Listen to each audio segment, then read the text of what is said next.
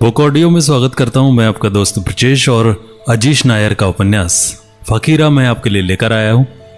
पिछले अंक में हमने जाना कि कुसुम की मां किसी भी तरह से कुसुम और शिवन के रिश्ते को तैयार नहीं थी। वक्त गुजरता जा रहा था और शिवन को समझ नहीं आ रहा था कि अब क्या किया जाए। उसकी चिंता बढ़ती जा रही थी। चलिए बढ़ते हैं कहानी में आगे की ओर। कुसुम, मुझे बहुत चिंता हो रही है, मैंने उससे कहा। चिंता? पर किस बात की? उसने बड़ी सहजता से पूछा, जैसे मेरी चिंता का कारण ही पता ना हो। वो बड़ी नॉर्मल थी, हमेशा की तरह।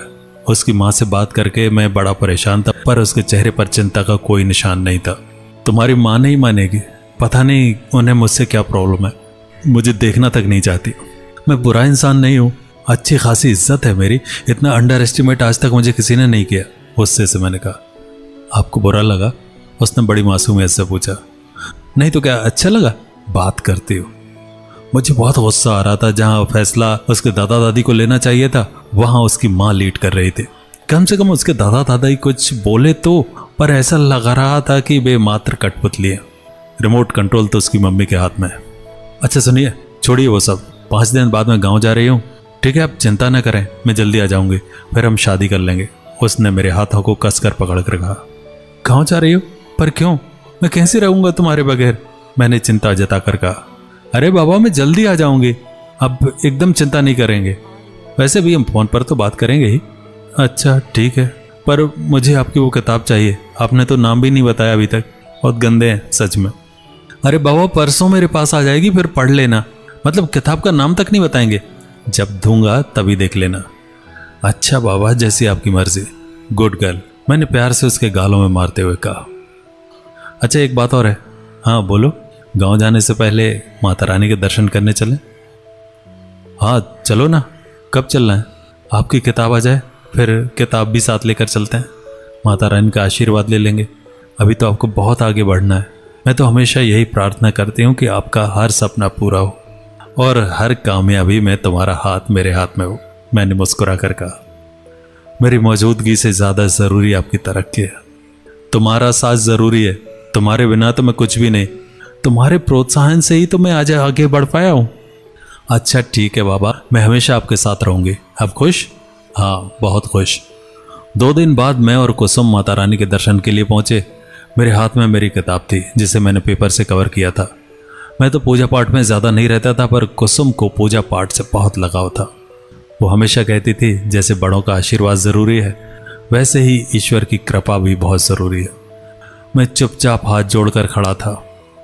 कुसुम ने चढ़ाने के लिए प्रसाद पंडित जी को दिया और साथ में मेरी किताब भी। पंडित जी मंत्र उच्चारण करने लगे। मैं और कुसुम हाथ जोड़कर खड़े थे। कभी कभी मैं कुसुम को देखता, उसके चेहरे में बड़ी सहज वाली गंभीरता थी। उसका विश्वास था कि मुझे सफलता जरूर मिलेगी और हमारी शादी भी होगी। उसके विश्वास को देखकर मेरा आत्मविश्वास बढ़ जाता था। मुझे यही लगता है कि अगर कुसुम मेरे साथ है तो हर मुसीबत आसान है। मैं यही सोच रहा था कि इतना खुशनसीब हूं जो कुसुम मेरे साथ है। कुछ देर बाद पंडित जी ने प्रसाद दिया। हम पंडित जी को चरण स्पर्श कर बाहर आ गए। अरे यार कुसुम, बड़ी जोरों से भूख लग रही है। मैंने कहा। अफ, भुक्कड़ हैं आप, पहले टीका तो लगा लीजिए। उसने कहा। अच्छा ठीक है, रुको। पंडित जी ने हमें टीका नहीं लगाया था। मैंने उसे लंबा खींचकर टीका लगा दिया और उसकी मांग को भर दिया। अरे ऐसे कोई टीका लगाता है क्या? पागल हैं आप, उसने कहा। उसने अपने मोबाइल के फ्रंट कैमरे से खुद को देखा। ये क्या किया आपने? वो चौंक कर बोले। क्या किया मैंने? मांग भर दी है आपने। तो क्या हुआ? एक लड़की की मांग उसका पति ही भरता है। हाँ तो मैं हूं ना, हम तो वैसे भी शादी करने वाले हैं। मैंने मुस्कुरा कर कहा। जानबूझकर किया ना आपने? मैं कुछ नहीं बोला, बस मुस्कुराने लगा। चुप क्यों है? बोलिए। अब तुम मेरी पत्नी बनकर गांव जाओगी। उफ, पूरे फिल्मी है आप। लेखक ऐसे ही होते हैं। अच्छा ठीक है लेखक बाबू, अब तो किताब देखने दीजिए। उसने मेरे हाथ से किताब छीन ली। उसने बड़ी उत्सुकता के साथ किताब पर लिपटा हुआ कवर खोला। इतना उत्सुक मैं अभी नहीं था। उसे मेरी तरक्की में ही अपनी खुशी दिखती थी और मेरे दुख में अपना दुख। ऐसी ही तो होनी चाहिए पत्नी। कुसुम को पाकर मैं खुद को सौभाग्यशाली समझ रहा था। शायद मैंने कोई अच्छे कर्म किए होंगे पूर्व जन्म में, जो मुझे इतनी अच्छी पत्नी मिलने वाली थी। कुसुम से बेहतर मेरे लिए इस जहान में कोई भी नहीं हो सकता था। अरे किताब तो बहुत अच्छी लग रही है, टाइटल भी बहुत अच्छा है, पर यह क्या हुआ? मैंने पूछा। शिवन कुमार फकीरा, ये कैसा नाम है आपका? बस यूं ही, मैंने कहा। बस यूं ही? इतना अच्छा नाम है आपका और उसमें फकीरा? मुझसे पूछा तक नहीं और रख लिया। छोड़ो ना कुसुम, बस तुम पढ़कर बताना कैसी लगी। अच्छा ठीक है, पर ये तो बताइए कि ये फकीरा का मतलब होता क्या है? अरे छोड़ो ना, बोलिए ना प्लीज, उसने जोर देते हुए कहा। सोचने वाला। सोचने वाला? तब तो एकदम ठीक नाम चुना है, फकीरा।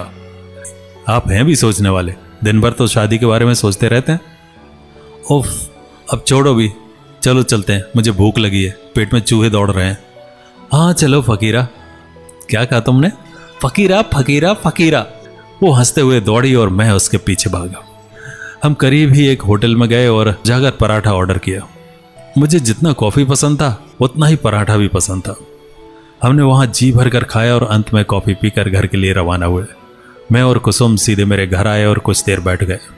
अच्छा सुनिए, कुसुम ने कहा। हाँ बोलो। कल आएंगे स्टेशन? कल जा रही हो? मैंने पूछा। हाँ, आपकी किताब के लिए रुकी थी, अब जाना है और जल्दी वापस आ जाना है। पर जाना ही क्यों है? मत जाओ ना प्लीज, मैंने उसकी आंखों में आंखें डालकर कहा। जाना होगा, पर मैं जल्दी आ जाऊंगी, आप चिंता मत करिए। एकदम। मैं यूं गई और यूं आई, वो मुस्कुराती हुई बोली। अच्छा ठीक है, पर मैं कैसे स्टेशन आ सकता हूँ? क्यों नहीं आ सकते? बोलिए। तुम्हारी माँ होगी, वो मुझे देखेगी तो परेशान हो जाएगी, मैंने कहा। अच्छा तो ये बात है, कितना डरते हैं आप मेरी मम्मी से? डरता नहीं हूँ, मैं नहीं चाहता कि मेरी मौजूदगी से उन्हें दुख हो। बाप रे बाप, इतना सोच लेते हैं फकीरा साहब। सोचना पड़ता है, आखिर वो तुम्हारी मम्मी जो ठहरी। अच्छा ठीक है, but mister Fakira, for your kind information, mummy तो कल ही निकल चुकी हैं गांव के लिए। क्या? जी हाँ, वो कल ही जा चुकी हैं। बोल रही थी कि उसे कुछ ज़रूरी काम है। ज़रूरी काम? मैं सोच में डूब गया कि आखिरकार कुसुम की मम्मी को इतना क्या ज़रूरी काम पड़ गया कि वो कल ही निकल चुकी हैं। हाँ ज़रूरी काम। कुसुम देखो, कुछ दाल में काला है, मैं कहता हूँ कि तुम मत जाओ, हम शादी कर लेंगे, मैंने चिंता जताते हुए कहा। दाल में कोई काला नहीं है, आप चिंता मत करिए। मैं यूं गई और यूं आई, और जहाँ तक हमारी शादी की बात है वो तो मंदिर में हो गई है। मैं आपके सिवा किसी और की नहीं हो सकती, ठीक है?